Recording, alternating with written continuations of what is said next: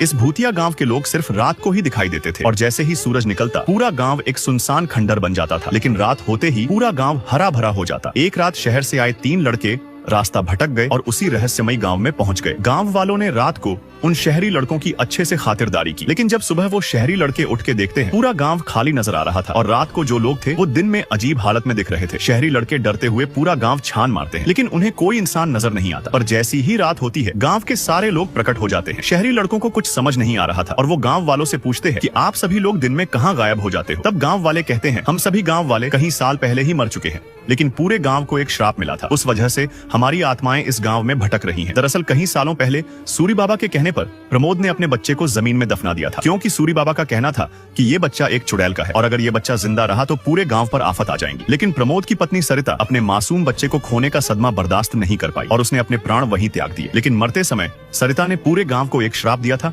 कि जैसे उसको उसके बच्चे के बिन अधूरा रखा, वैसे ही पूरे गांव वालों की मौत होने के बाद उनकी आत्मा को मोक्ष नहीं मिलेगा और उनकी आत्मा इसी गांव में भटकती रहेंगी। श्याम अपनी गर्लफ्रेंड से मिलने चुपके से उसके घर गया था, लेकिन उसी वक्त श्याम के सामने हाथों में खाना लिए वो चुड़ैल प्रकट हो जाती है और श्याम से कहती है लो खाना खा लो, और जोर जोर से हंसने लगती है। श्याम बहुत डर जाता है, लेकिन जैसे ही वो टॉर्च की लाइट चुड़ैल पर मारता है वो चुड़ैल गायब हो जाती है। तब जाके श्याम की जान में जान आती है, लेकिन उसी पल वो घोड़े के पैर वाला शैतान श्याम के सामने से गुजरता है और श्याम उसे देखते ही बेहोश हो जाता है। इधर तानिया श्याम के आने का इंतजार कर रही थी, तभी दरवाजा नॉक होता है। तानिया बाहर जाकर देखती है, वहाँ कोई नहीं था, लेकिन तानिया जैसी ही पीछे मुड़ती है वो शैतान उस पर हमला कर देता है और तानिया को जख्मी करके भाग जाता है। अगली सुबह श्याम को जब होश आता है उसका दोस्त बताता है कि तानिया हॉस्पिटल में है। श्याम सीधा हॉस्पिटल जाता, तब तानिया कहती है वो शैतान कोई भी हो तुम मेरे लिए उसे पकड़ोगे। तानिया के सामने श्याम जोश जोश में हाँ बोल देता है, लेकिन वो खुद अंदर से बहुत डरा हुआ था। पर जैसे तैसे हिम्मत करके श्याम अपने दोस्तों को साथ लेकर रात को उस शैतान को पकड़ने निकलता है कि तभी वो चुड़ैल फिर से श्याम को दिखाई देती है। श्याम डरते हुए अपने दोस्तों को कहता है कि पीछे चुड़ैल खड़ी है, लेकिन उसके दोस्तों को ये मजाक लग रहा था। उसका दोस्त पीछे देखता है